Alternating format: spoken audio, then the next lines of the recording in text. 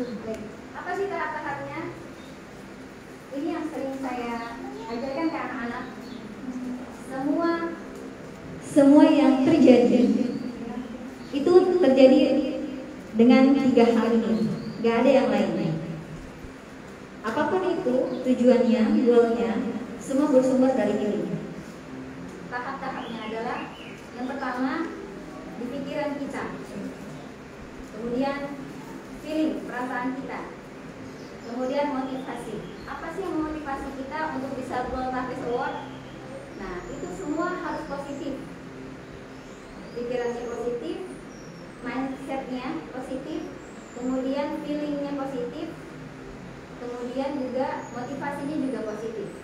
Kalau 3-tiganya udah positif, insya Allah Allah mudahkan, Allah kabulkan. Nah, ayah bunda, untuk menjadi positive thinking ini butuh latihan dan tidak bisa sehari 2 hari, bisa berbulan-bulan, bertahun-tahun. Karena di sekitar kita itu ada energi-energi yang tidak positif. Kita lagi pengen tenang, tahu-tahu anak ngompol di kasur. Kita lagi pengen tenang, tahu-tahu tetangga berantem. Ada aja. Kita lagi pengen tenang, tahu-tahu pengamen datang di depan rumah kita dengan asiknya misalnya. Wah, banyak sekali itu hujan-hujan di luar. Maka kita harus melatihnya setiap hari, setiap saat. Dan itu butuh komunitas, gak bisa sendirian. Kalau sendirian, gak mudah. Alhamdulillah teman-teman berada di sini, ini komunitasnya semua diajarkan untuk bisa berpikir positif, memiliki feeling yang positif dan motivasinya positif. Alhamdulillah anak-anak semua semangat untuk datang ke sini dan juga itu memudahkan kami untuk mengarahkan mereka, gitu. Karena mereka sering datang, jadi akhirnya mudah diarahkan. Nah, ayah bunda semua yang saya cintai, saya hormati. Yang pertama, tahap-tahapnya adalah positive thinking. Maksudnya bagaimana? Yang pertama, anak-anak kita ini sudah anak-anak menjelang remaja, yang dimana mereka suka punya pemikiran sendiri, udah bisa milih bajunya sendiri, udah bisa mau aku mau begini, aku mau begitu, gitu ya. Nah, itulah yang membuat kita harus naikin level, ilmunya harus dinaikin.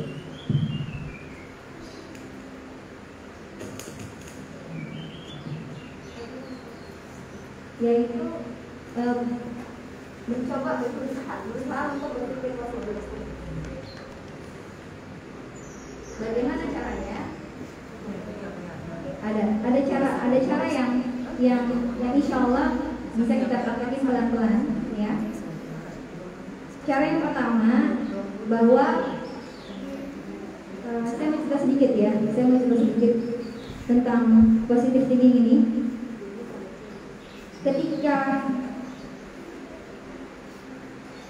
Ketika Nabi Adam diciptakan oleh Allah di surga, Nabi Adam itu diminta untuk tinggal di surga. Semua senior-seniornya suruh hormat kepada Nabi Adam. Ada jin, ada malaikat. Manusia pertama itu diciptakan, kemudian semua seniornya diminta untuk sujud kepada si Adam, Nabi Adam alaihissalam. Artinya Allah pengen manusia dimuliakan. Kemudian setelah itu apa? Allah bilang sama Nabi Adam, uskun anta wa zawjuka jannah, tinggallah kamu dan pasanganmu di surga. Nikmati semua yang ada. Apa aja kamu mau, nikmatin. Udah, anteng aja, diem aja. Tapi cuma satu, jangan deketin pohon itu. Nah, qadarulahnya si iblis ini memang mendengar ada syarat seperti itu kan? Karena iblis tidak mau sujud kepada Adam, akhirnya Allah murka, Allah mengusir iblis dari surga dan dilaknatlah iblis, dia masuk ke neraka. Tapi iblis minta syarat, ya Allah, engkau sudah mengusir aku dari surga, berikan aku kehidupan yang panjang sampai hari kiamat. Kemudian yang kedua, izinkan aku untuk bisa menggoda semua anak cucu Adam. Allah izinkan, tapi tidak ada yang bisa engkau ganggu buat hamba-hambaku yang beriman dan beramal saleh. Ganggulah iblis kepada Nabi Adam. Nabi Adam lagi asik di dalam surga, lagi menikmati semua kenikmatan surga. Iblis menggoda, dan itu enak banget tuh pohon kalau buat ngerujak. Ya, ngerujak seger banget nih kayaknya gitu. Dia menghasut. Kemudian kata Adam, enggak. Kata Allah nggak boleh deketin. Hasutlah kepada Hawa, karena Hawa nggak mau kekal di surga. Tahu nggak kenapa nggak boleh deketin pohon itu? Kenapa? Biasanya kan kalau perempuan kepo ya. Kenapa emangnya? Kalau kamu makan buah itu, kamu bisa selamanya tinggal di surga. Yang bener please. Iya beneran, kan gue senior, masa lo kayak buah. Akhirnya tergodalah Adam dan Hawa mendekati pohon kuri itu. Lalu Allah turunkan ke pertanyaan saya. Ketika Nabi Adam menurunkan ke bumi dari surga, apa yang Nabi Adam lakukan? Apakah Nabi Adam bilang kepada iblis, dasar lu ya, setan lu ya, gara-gara lu mau dikeluarin dari surga? Apakah Nabi Adam seperti itu? Tidak. Seperti apa yang Nabi Adam lakukan? Ketika diturunkan dari surga, ya, pingsan, kemudian bangun, selama beberapa hari pingsan, kemudian bangun. Dia sadar dia ada di bumi, tapi dia tidak menyalahkan iblis. Tapi dia bilang apa? Rabbana zalamna anfusana wa illam taghfir lana wa tarhamna lanakunanna minal khasirin. Ya Rabb kami, Rabbana zalamna, sungguhnya aku sudah menzalimi diriku sendiri. Wa illam taghfir lana wa tarhamna lanakunanna minal khasirin. Kalau engkau tidak ngampunin aku, engkau nggak sayang sama aku, maka aku akan rugi. Berbeda dengan iblis. Nabi Adam diturunkan dari surga ke bumi. Nabi Adam mengaku salah. Siapa yang salah kata Nabi Adam? Iblis atau Nabi Adam? Kata Nabi Adam yang salah siapa? Rabbana zalamna, aku yang salah, bukan iblis. Kenapa aku diturunkan dari surga? Bukan iblis yang salah, tapi aku yang salah. Salahnya di mana? Iblis mengerjakan job desk-nya dengan baik. Apa job desk-nya iblis? Menggoda. Job desk-nya Nabi Adam tidak tergoda. Dalam hal ini yang salah adalah Nabi Adam. Kenapa dia tergoda? Kalau iblis sudah benar, dia menggoda job desk-nya. Nabi Adam ketika kejadian itu menyalahkan dirinya. Rabbana zalamna, ya Allah, aku sudah menzalimi diriku sendiri. Wa illam taghfir lana, kalau engkau ampuni ya Allah, kalau engkau nggak sayang sama aku rugi ya Allah. Nah, berbeda dengan iblis, ketika dikeluarkan dari surga, dia bilang, gara-gara Adam saya dikeluarkan dari surga. Bertolak belakang dengan Nabi Adam. Iblis dan Nabi Adam bertolak belakang. Nabi Adam mengaku salah. Kalau iblis merasa benar, menyalahkan Adam. Nabi Adam punya keturunan? Punya. Dan keturunannya akan kembali ke surga. Sedangkan iblis punya keturunan? Punya. Sedangkan keturunan iblis akan kembali ke neraka. Nah, Bunda, Ayah, pahami kalimat ini. Kita ingin menjadi keturunan siapa? Nabi Adam atau keturunan iblis? Tentu kita pengen jadi keturunan Nabi Adam. Kalau pengen jadi keturunan Nabi Adam, maka kuncinya adalah Rabbana zalamna, aku yang salah. Maka ketika kita bilang aku yang salah, aku yang menzalimi diriku sendiri ya Allah, maka nanti solusi akan datang. Tapi kalau sebaliknya, saya paling benar, dia yang salah. Semua persoalan itu muncul dari saya yang benar, dia yang salah. Bunda, aku ada tugas misalnya, aku ada tugas menghafal misalkan gitu ya, tugas menghafal. Dia yang bilang, tapi dia tidak greget untuk menghafal gitu kan. Ternyata dia misalnya main handphone atau dia nonton film kesukaannya misalnya gitu. Kita lihat kejadian itu. Nah, dalam posisi seperti ini biasanya respon kita gimana? Biasanya respon kita gregetan. Gregetannya, kamu udah tahu mau ulangan, kenapa gak siap-siap? Kenapa kamu nggak hafalin? Gitu ya. Tahu nggak itu? Sebenarnya apa yang terjadi itu di luar kita itu adalah skenario Allah. Apa yang terjadi di luar kita itu sebenarnya feedback dari cerminan kita. Kenapa anak kita begitu? Karena ada yang salah dengan kita. Gak ada yang lain. Terus gimana kita bisa positive thinking? Udah, satu-satunya cara ngaku salah aja di hadapan Allah. Ya Allah, aku yang salah. Kenapa anakku masih belum dekat belajarnya? Aku yang salah ya Allah. Aku salah di mana ya? Jujur. Mungkin saya sholatnya belum tepat waktu. Mungkin saya masih berkata kasar. Mungkin saya masih berpikir negatif. Mungkin saya masih gibahin orang.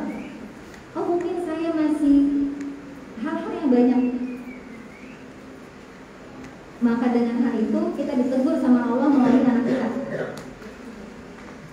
Nah, cara yang paling mudah bagi positive thinking ini adalah ucapkan Masya Allah, atau kalau di ilmu rezeki itu wow keren, atau bisa diganti dengan Masya Allah.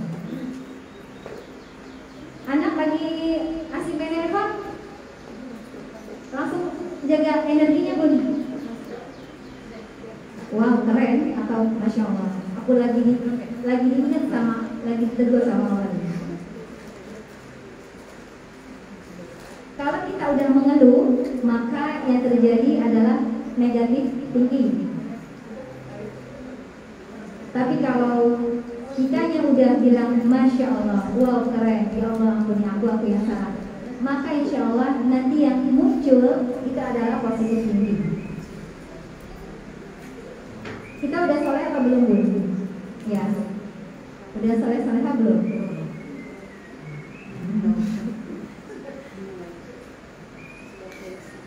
Orang yang soleh mengaku soleh itu salah. Mengaku salah itu soleh. Orang yang mengaku soleh itu salah. Semua orang bisa mengaku soleh. Tapi mengaku salah itu orang soleh. Siapa contoh kita yang mau mengaku salah setiap hari minimal 100 kali? Ada nggak? Ada. Yaitu baginda Rasulullah SAW. Beliau mau mengaku salah setiap hari minimal 100 kali. Astagfirullahaladzim, astagfirullahaladzim, astagfirullahaladzim. Padahal udah masuk, udah dijamin surga, dihapusin semua dosa, tapi masih mau ngaku salah. Belajar positive thinking. Ingat kisah Rasulullah SAW ketika berjalan di sebuah tempat, kemudian ditimpa batu. Beliau Rasulullah SAW hanya diam. Esoknya melewati jalur itu, ditimpa lagi. Beliau juga tidak membalas. Sampai si malaikat penjaga bukit gunungnya itu gak sabar, gregetan.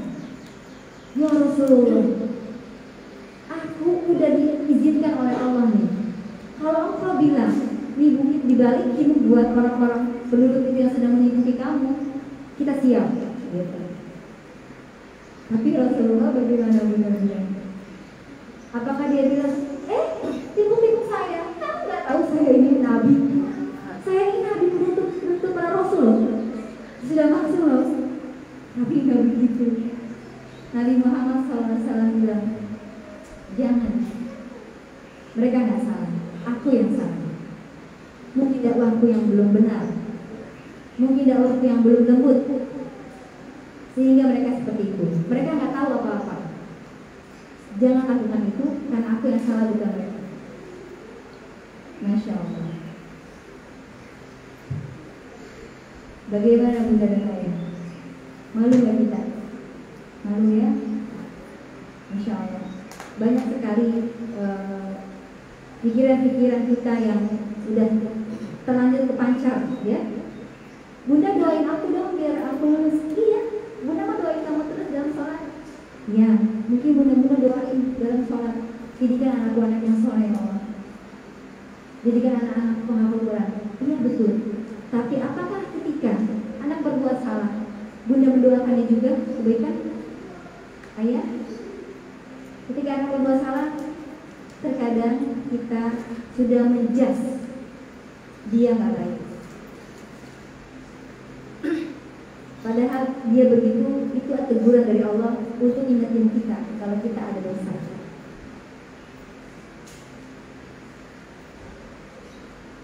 Semoga positive thinking ini bisa kita rawat dengan mengingat Rasulullah SAW betapa beliau memiliki hati pemaaf yang luas. Sampai-sampai ada Yahudi, orang Yahudi ya, setiap Rasulullah lewat, gitu kan, selalu dia diganggu gitu. Satu hari Rasulullah lewat jalan itu, orang Yahudinya nggak ada. Ditanya sama Rasulullah, kemana ini yang biasa gangguin saya? Ternyata yang lagi gangguin itu lagi kurang sehat. Dijenguklah oleh Rasulullah SAW. Gemeteran, ketakutan. Wahai Muhammad, jangan balas aku, jangan balas aku. Kata Rasulullah, dia saya nggak mulai. Ada air, dikasih air, kemudian didoakan oleh Rasulullah SAW, diminumkan oleh orang Yahudi itu. Ketika itu Allah izinkan sembuh. Lalu saat itu juga orang Yahudi itu masuk Islam. Aplikasi positive thinking memaafkan orang ternyata bisa membuat solusi nemuin keajaiban. Bunda berawal dari sini dulu. Anak buat salah, ngaku salah di hadapan Allah, istighfar yang baik. Kemudian pancarkan yang baik-baik aja. Walaupun ada hasutan apa gitu ya, namanya kita kan udah hidup di dunia, ada yang udah 30 tahun, 40 tahun ya. Nah, itu harus dilatih. Ya Allah, lihat bayangin aja anakku lagi nyapu, anakku lagi apa misalnya. Apa yang diinginkan? Anakku lagi belajar rajin, apalagi anakku lagi di depan panggung megang piala juara 1 misalnya. Bayangkan seperti itu Bu. Wah, Masya Allah, ayah dan bunda ini powernya luar biasa. Cepat Insya Allah. Yang kedua, positive feeling. Positive feeling ini ciri-cirinya hatinya tenang, nggak boleh deg-degan. Deg-degan maksudnya beda ya dengan berdegup. Kalau berdegup itu kan memang wajib ya, berdegup tuh wajib. Kalau deg-degan tuh seperti ini Bu. Misalnya bunda naik motor, nggak bawa SIM, nggak bawa STNK, nggak pakai helm di jalan. Begitu belok ada polisi. Nah, deg-degan tuh kayak gitu Bun. Gitu kan? Takut ditangkap, hilang. Untuk positive feeling, gimana caranya hati tetap tenang? Apapun yang terjadi, hati tetap tenang. Ada job desk, ada kerjaan harus diselesaikan, pekerjaan rumah. Tangan, pikiran, kaki terus gerak, tapi hati tetap tenang. Dan untuk yang kedua, positive feeling ini nggak bisa sendirian Bu, butuh bantuan Allah. Butuh bantuan Allah, yaitu Al-Quran. Orang-orang yang sering berinteraksi dengan Al-Quran, insya Allah Allah tenangkan hatinya. Sehari kita menuntut diri kita ya Bu, harus bunda dan ayah selain mengajak anak-anak, kita dulu praktekin sehari selembar, 2 lembar. Kalau kita sekali sujud, Masya Allah, Allah lebih baik. Kita dulu, maka nanti Allah akan mudahkan anak kita jadi ikutin. Dan yang ketiga, positive motivation. Niatnya apa? Karena Allah kan, karena ingin dipujikan, karena apa? Nah, Positive motivation ini juga harus dijaga Bunda, ayah. Dan yang paling cepat untuk bisa dipraktekkan, bisa menjadi positive motivation itu adalah bahwa diri kita sebenarnya udah gak penting lagi. Yang penting kebahagiaan dan kemuliaan orang lain. Kenapa? Karena dengan kita memuliakan dan membahagiakan orang lain, maka sebenarnya kita sedang meminta kepada Allah agar Allah memuliakan dan membahagiakan kita di surga. Jadi kuncinya yang paling cepat itu adalah di positive motivation. Ya Allah, kalau nggak orang, misalnya pemulung, bilang, ya Allah, muliakan dia, bahagiakan dia. Nah, lagi jalan ke pasar, ada nenek-nenek lagi ngangkat bakul, ya Allah, muliakan dia, bahagiakan dia. Lagi di jalan ada bencong, ya kan? Ya Allah, muliakan dia, bahagiakan dia. Gimana mau muliakan dia bencong, gitu kan? Udah kita, terus kita gimana gitu? Apakah kita ini norak ini gitu? Sebenarnya kalau kita begitu bunda-bunda, itu kita lagi mendoakan diri kita sendiri. Dia akan naik dari diri kita sendiri, akan jadi doa dari diri kita sendiri. Kalau kita bilang ngeliat bencong, kemudian kita bilang ini norak ini jijik, laknat neraka. Sebenarnya kita lagi bilang, ya Allah, jadikan aku orang yang jijik dan orang yang laknat. Nah, kan kata Allah, Ud'uni astajib lakum. Berdoalah kepadaku maka aku akan kabulkan. Nah, semua doa ya, ternyata doa itu gak cuma di atas sejadah, tapi doa itu juga di pikiran, di perasaan dan niatnya. Kenapa anak kita bisa gol tasmi setengah juz? Karena Masya Allah, orang tuanya mau mindset, insya Allah anak saya bisa, support anaknya. Ayo nak, insya Allah kamu bisa. Ayo murojaah sama kita, murojaah sama mama. Betul? Betul. Ya. Mereka seperti ini karena ada support orang tuanya. Semoga 3 tahap ini memudahkan kita untuk bisa mencapai goal-goal ke depan. Goal terdekat ini adalah Tafis Award yang akan dilaksanakan oleh RRQ Kanza bulan Agustus. Kenapa sih kita harus greget gitu ya, menjadikan keluarga kita penghafal Quran? Nah, banyak keutamaannya. Penghafal Al-Quran akan datang pada hari kiamat. Kemudian Al-Quran berkata, wahai Rabbku, bebaskanlah dia. Kemudian orang itu dipakaikan mahkota kehormatan. Orang Al-Quran kembali meminta, wahai Rabbku, tambahkan. Maka orang itu dipakaikan jubah kehormatan. Kemudian Al-Quran memohon lagi, wahai Rabbku, ridhoilah dia. Maka Allah meridhoinya dan diperintahkan kepada orang itu, bacalah dan teruslah naik derajat-derajat surga. Dan Allah menambahkan dari setiap ayat yang dibacanya tambahan nikmat dan kebaikan. Masya Allah. Dalam rukun iman kita harus mempercayai adanya hari takdir, qada dan qadar, hari kiamat. Nah, setelah hari kiamat itu akan terjadi seperti ini bunda-bunda semuanya, teman-teman semuanya. Bagaimana kalian nanti akan dimuliakan oleh Allah karena kalian sudah menghafal Al-Quran.